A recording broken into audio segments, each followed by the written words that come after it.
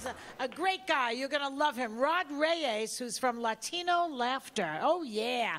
Rod, come on. Thank you.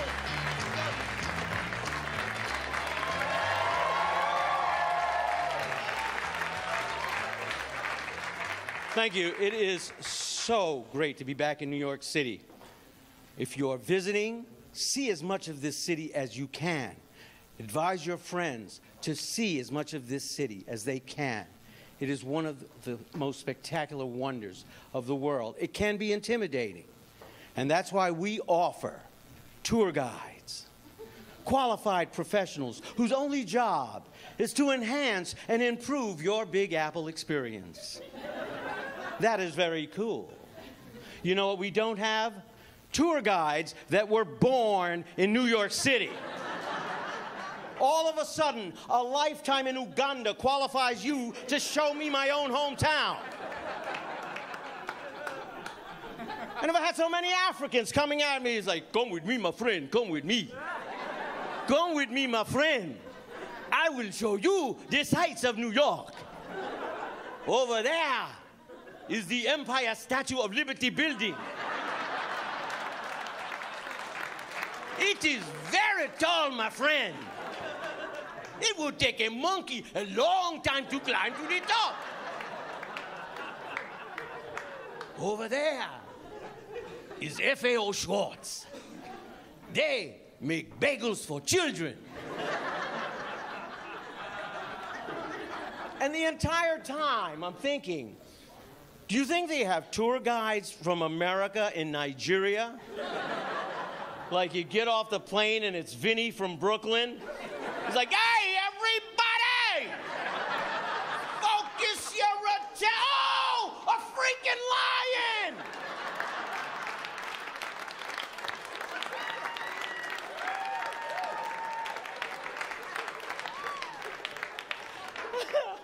I love New York, but it can be politically correct. On the way over here, I saw a protest rally to lower the size requirements for firemen. People want to make it easier to become a New York City fireman because apparently little people are running around the city going, we have a right to become firemen! No, Gelflings, no!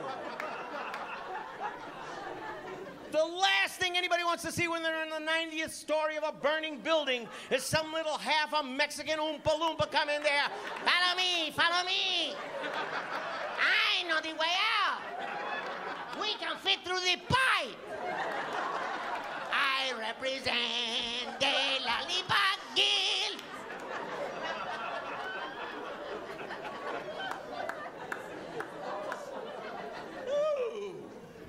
Off to the races. So let me tell you some things the Rod Man will not talk about. I do not talk about porn because porn does not answer the questions that I have about porn, such as, why is it that everybody that's ever been in a porn movie, a porn star? There are no porn extras. Which is what I want to be. Just some guy in the backdrop with his junk flapping in the breeze for no other reason than to give depth and character to the story.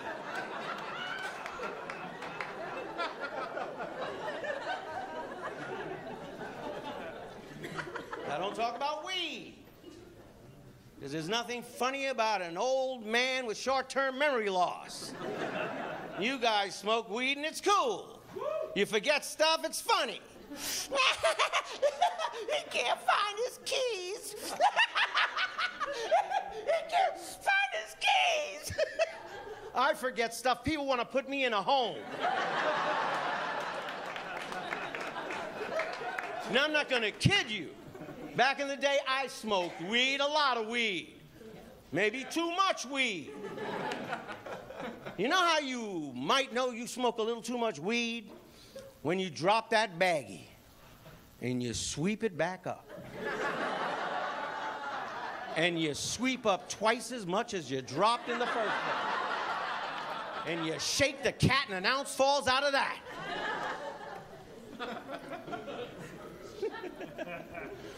Oh, you guys are uplifting my spirits.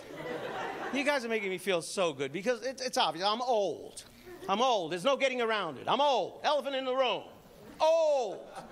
But here's the truth and the future. There are two kinds of people in the world. Old and soon to be old.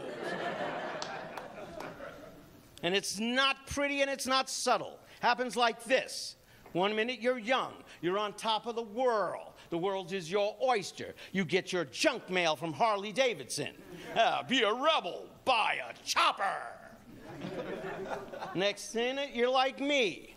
Getting your junk mail from the scooter store.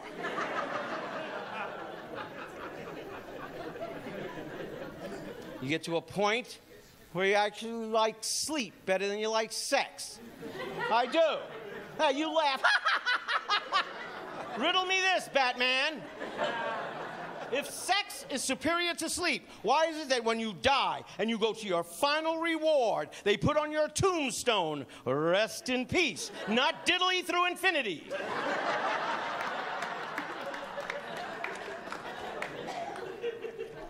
But it's not like I'm jealous. I don't resent youth. Live your lives and enjoy it. Make your own mistakes, and don't let anybody tell you how to live your lives. There's nothing that I want from you, but had they given me a choice, if they said, Rod, there is one thing you could take back from the younger generation back to yours, it would have to be cyberbullies. Yeah, because you know what they had when I was a kid? Real bullies! You know how much easier my life would have been in 1964 if all I had to deal with is, Dear Rod, you fat, stupid Puerto Rican, give me all of your lunch $, or I will unfriend you.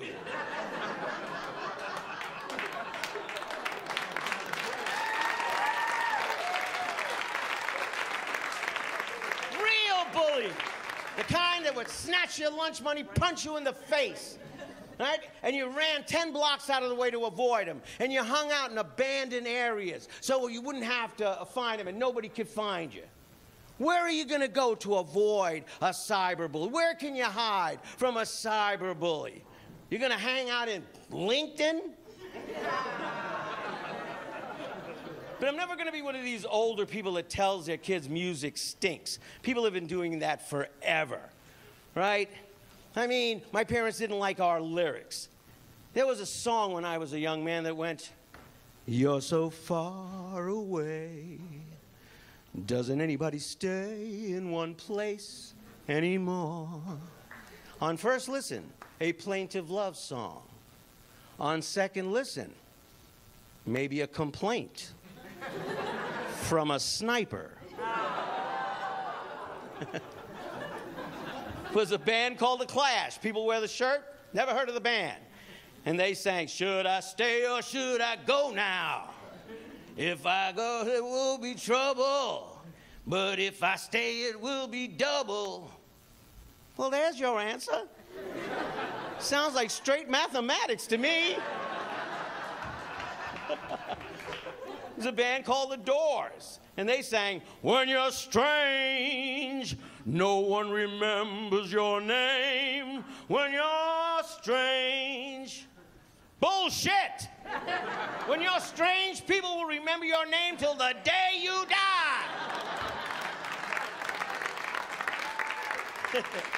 Parents have been complaining about their kids' music as long as there have been parents, kids, and music.